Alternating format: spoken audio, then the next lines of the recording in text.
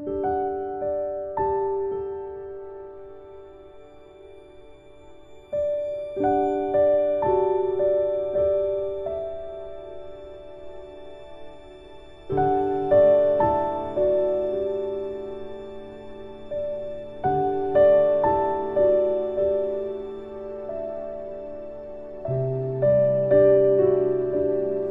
are welcome to Uganda, the Pearl of Africa, filled with beautiful sights and sounds.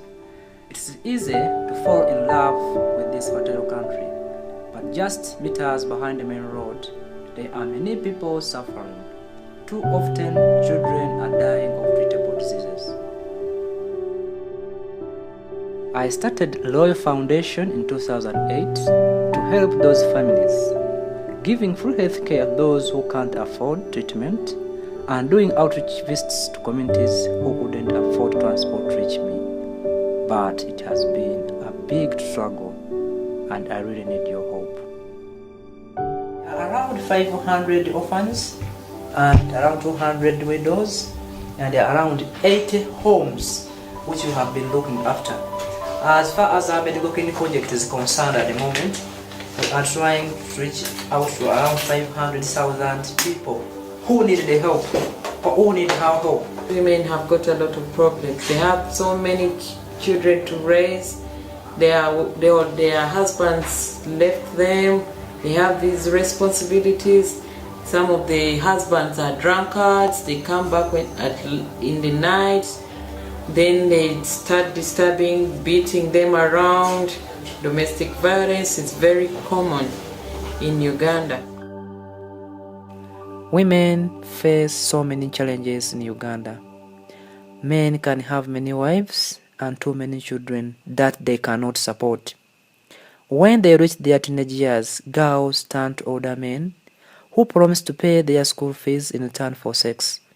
This promise is rarely kept. Instead, a girl becomes pregnant, drops out of school, and faces the same fate as her mother, uneducated with too many children, and a husband that cannot support them.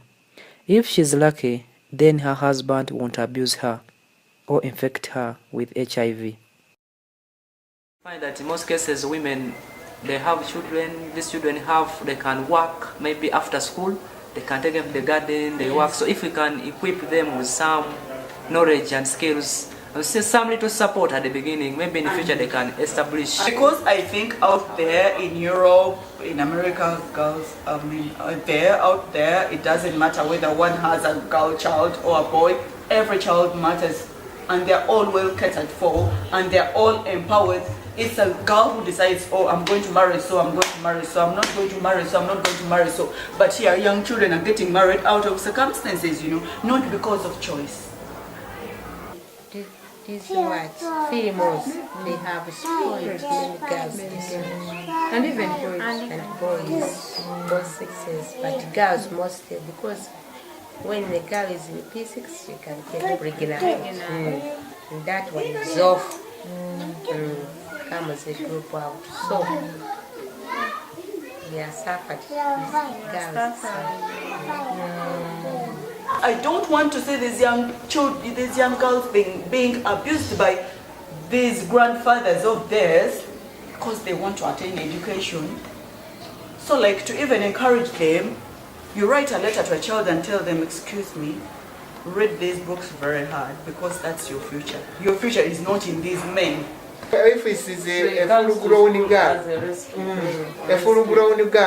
this full-grown girl sometimes report, but daddy told me to go and look for the man. He has no money for me. Because she has some which is not good. There are some school dropouts. Most of them drop out because of fees. Others you may find that they got pregnant, most especially the girls. Boys can also impregnate others. To me, I don't have any problem.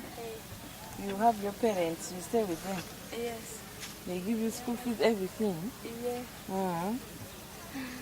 So, any problem you face like over... Okay, you boys, Next time, we shall bonga. Kona kwa mwana, kabonga, kalieko chali wange, kalieko. Kale tujja kuddamu.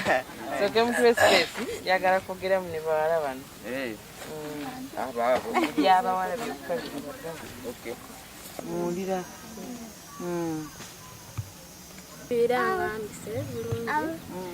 Nze ndanoonya koosi, Malega ajja mu koosi. Eri obuzibu bwona obundi 14 abasaada basanga otya? Nze mbaali bitambula.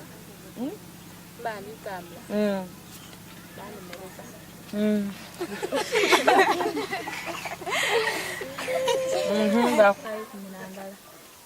Butinga ifo tulikumpi shi tulikumpi yebuzi wera wayenda oba osome kuko ekitabo kale ng'oviire kuno anga bayikuba gyokoleke mwena muli awo wakuba oti oba maama oba baba n'abaatera amazzi simyako zisuubire kweyongerayo oba muzaire wange azira sente osobola kunowerayo yasooka ntyamu kumema. Mama, olina maama yenki? Baba ati? Kyera waba oba okutambula omusaadde omukulu mwere yakoba ati omukulu? Ati yemerera. Yakusiyasisa. Oba yayemera akuba oti omusaadde omukulu obeere okyayikwenda okumbuza oba bishya. Ayera mu bindi bishya. Yaira mu byalaavu. Ndikuweireko aye nga kyokka ng'olunaku olukumpi lutuukira lwotandikira ate ng'ozira sente. Kale wabona nga kiri kukosa ino muleyi oba oluisi tuli kuno ku isomero kikugwire ku kuno abasomesa ezira kukankobe nti ezira bads kuno okuzira tubasobola kwamba ku nti oba tubakola pati kale kayifu bene tuyakola mu mulimu kyova tuidawo oluisi ne buno obuleesu kale mwino wamubona nga tutubako kizibu wamu wako akaleesu yakaleeta enkyaka nkeera kaki Ife byetutwala muserenga naye okuva ffe betubidi twakozesa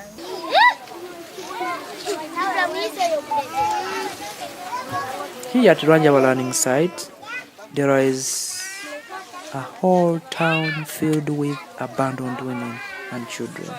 With no money, they have constructed their mud houses on government land. It is a precarious life, and they can be removed at any time. If a woman had any choice, she would not keep her family here. The lake acts as the latrine, as well as the place to keep drinking water from, and fish for food. Dysentery is too common.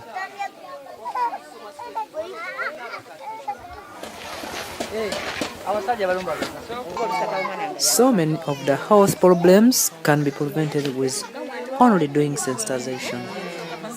On these visits, I'm giving female condoms, as many of the women have been forced into prostitution, and the men won't wear protection. This is their best chance at fighting off STDs. There are some grandmothers here who were too late for after their daughters have died. These old ladies took on their burden. She looks after so many children, all in the same small house, getting up to fetch sticks for firewood, for appetency to try and feed everyone. 75 years, looking after 10 children. They were displaced from their land. They are homeless. Very terrible. The nearest health center for these people is over 10 kilometers away. Transport costs more than they earn in a week. When they reach there, it is unlikely that the clinic will have the required medicine and refer them further away. This situation is common all over rural Uganda. When a child has malaria or dysentery, without money for transportation or medicine, they die.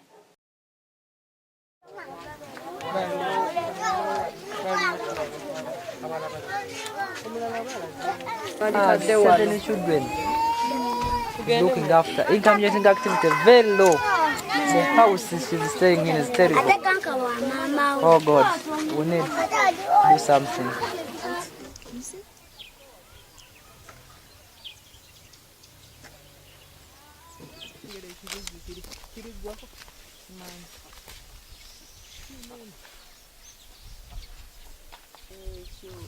Bapima kilo.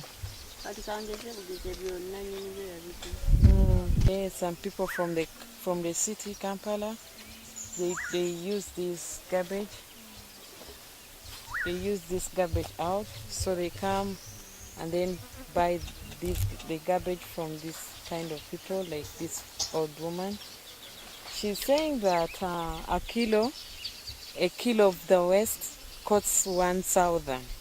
I mean, it costs 100 shillings, like this, 100 shillings. It's a coin per kilo of the waste. So depending on the number of kilos you have, on the amount of the luggage you've got, that is how you earn. If a day you've collected like 20 kilos, that would be 2,000. The father is sick.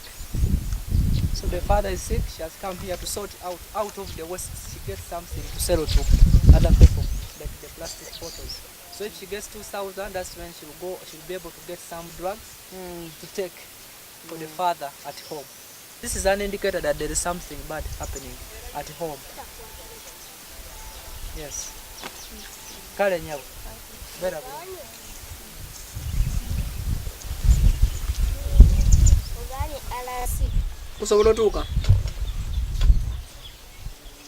Last time when I was here, this thing was so bad, but at least it's improving, it's healing.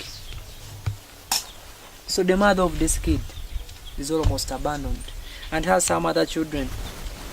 Her worker is crushing stones, then says it's rich people who construct houses. So you find her there trying to crush the stones. They call it quarrying, kind of. So you find such a younger man may need a lot of help, a lot of support, because he's a vulnerable child. Needs to be monitored, means to be supported. So we do outreaches and we identify such kind of people. Say yes or no. Do you eat? Olide kumere. Olide kumere. Eh, tonaria. Have you eaten? Have you eaten anything?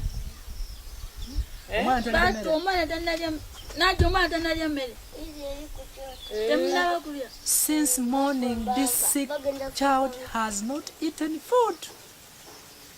Through my interrogation in local language, this is unbelievable. We have always come here to provide the deworming tablets. We have come here to provide some treatment for infection, what we can afford and what we can push them to refer them to different places where they can get treatment with subsidized price. For example, if they come at our place, they can come on subsidized price. But we find that some can't afford it totally, and even can't afford even transport to go to the nearest government facility. And even if they go to the government facility, you find that they again refer them back to come and buy those drugs which have been prescribed from those government facilities we have nearby. Their delivery room is this one, so that is closed. This is the maternity ward.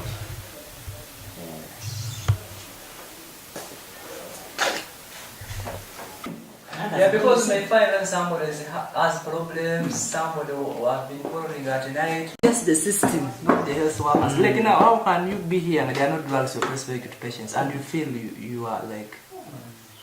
Because you feel like the brain is like you're sleeping a bit. Septrin, most of them are on HIV patients. They say, I'm already on Septrin, but I have cough. Meaning you have to think a lot about it and it's not there. Now look at the patient. And the patient will look at you, then you look a fool. Then they will you refer, and if you refer, they say, you have not getting the medication. Because I've referred. Then they say, this, it's not enough at all. Yeah. No medicine, like for example right now there is no medicine at all. The patients can come, but what to give them is the problem. There's no medicine at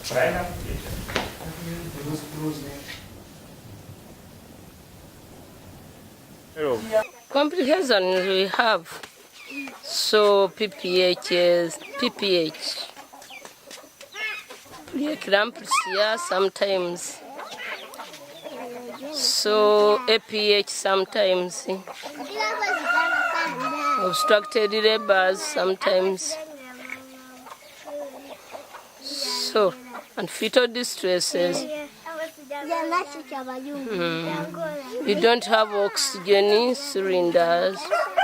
We don't have, we have something to resuscitate the babies, but tables, resuscitation tables are not here in our LSS center. Close to the community. We are the people who have personal the problems with the referred to other centers. So.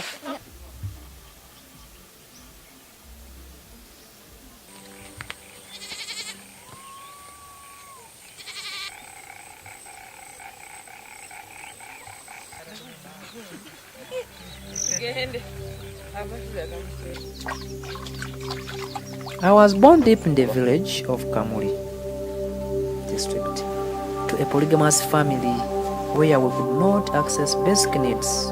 My father had 2 families and could not support my mother as she struggled to raise the 8 of us.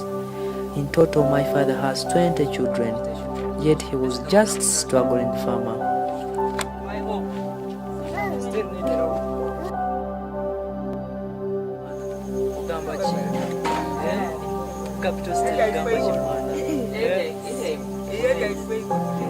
I was once like this.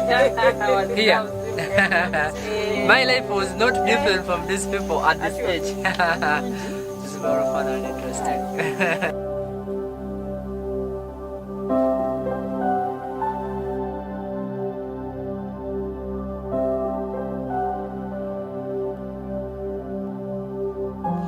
We are very many in that house there. My dad was not there because he has another home. There are 2 homes. And the house was small. So we are like me, my mother, and the rest of my brothers and sisters. So this way I was born.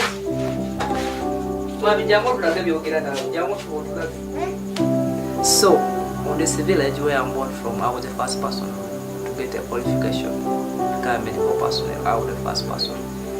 And people over there think life is easy for me because I'm a medical personnel.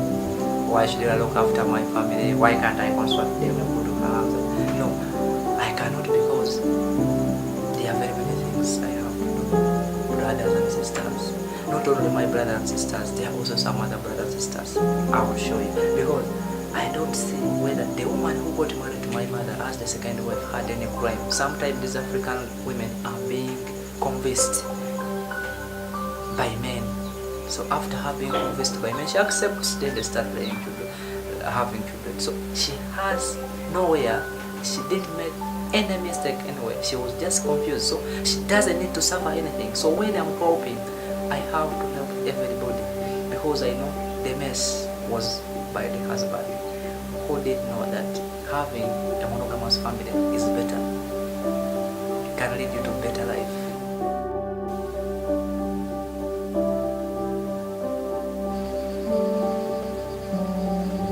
Shocked! My mother, right now, 30 years, tells me I was born at home. Me, I thought I was born in the health center.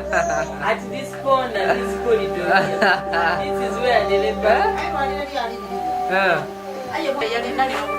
No, Mary is the only traditional birth attendant in the whole place, this place. So, some of us are born, were delivered in the hands of health workers, others were delivered at home. Unfortunately, I may be the only one who was born at home, isn't it?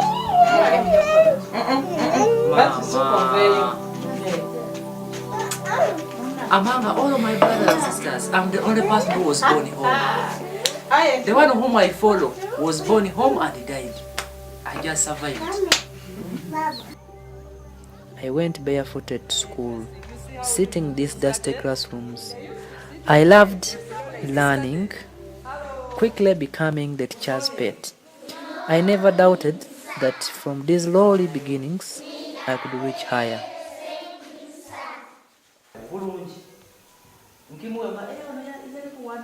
And he was a pupil like you here, and he was studying like he. As a medical officer, I treat people. If you're sick, I treat you. That's where I come from. It's a poor family. So, what I'm trying to say, even if you are from a poor family, you can do what? Make it. What you have to do is listen to your teachers.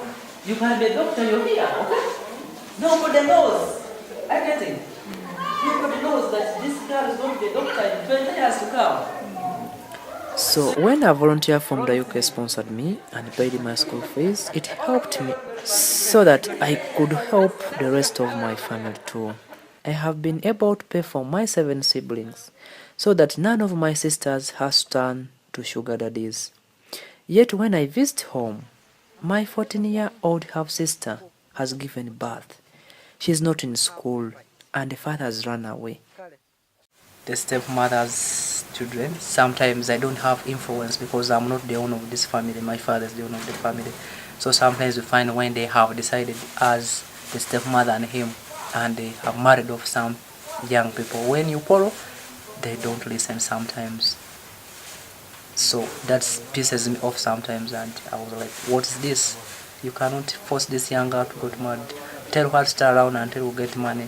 Then she will be pushed to another level where a man cannot torture her. If a man tortures her, then she can decide to stay alone and earn her own money and have a better life. They are taking advantage of this because many persuade them. We shall buy you this, we shall construct a house, we shall take you to school, then afterwards they mess up. This kid is hers, but where is she going? Lucy, where is she going? We need to do something.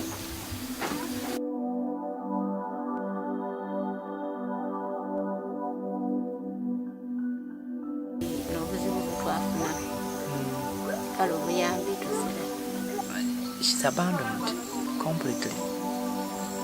Completely abandoned.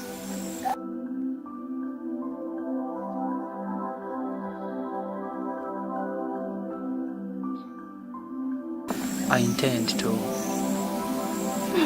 find ways of helping this lady because I don't think she did a mistake to get married. Sometimes there are women out there who are like of this type.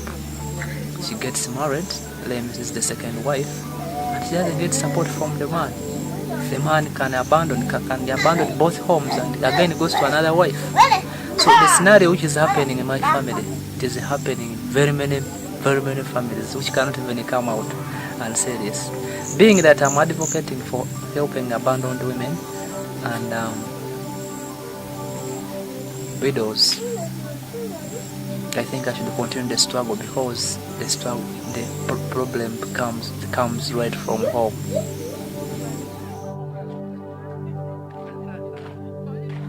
These problems I'm fighting are not foreign concepts I have learned from a book. They come straight from the home.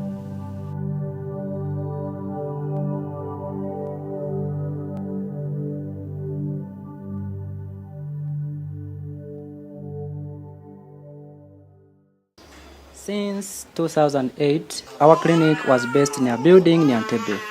But when the landlord realized we had Western donors, he kept raising the price of rent until we could no longer afford it.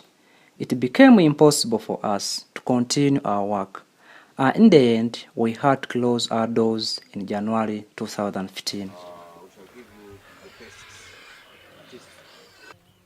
Hope returned to us in 2018 when an anonymous donor gave us an acre of land in a rural setting to the west of Kampala. Here we can build a clinic without worrying that the landlord will raise the price of rent. And crucially, we can use this land to make our clinic self-sustaining. We visited a demonstration farm to learn how to use the extra space to grow vegetables and raise chickens and pigs to give us a reliable income to fund our work. It is our aim that, in this way, within 2 years, the clinic will be self-sustaining, no longer relying on outside money to survive. You can do a lot of things on 1 acre. Yeah, a lot of things. An acre is too big. He's trying to use 1 acre to earn a living. That man is not only making a living, he's making a fortune out of that money. Meaning, if the farmers right here in Uganda, all the people, the abandoned women, all the people who need our help, if they had the idea that they need a breed that would multiply and help them expand their income, then they'll reap out of it positively. We are going to make a change in Africa. We are going to use our own resources to change everything in Africa, particularly Uganda. There is no need for women to be grieving their children who have died from something simple like malaria. There is no need for schoolgirls to be tempted by sugar daddies to deal with menstruation. There is an alternative, a way to uplift the whole community through affordable, local health care. With your help, we can help these women lift some of this heavy burden that is on their shoulders, provide support to their daughters, so that this community can thrive and start reaching its potential.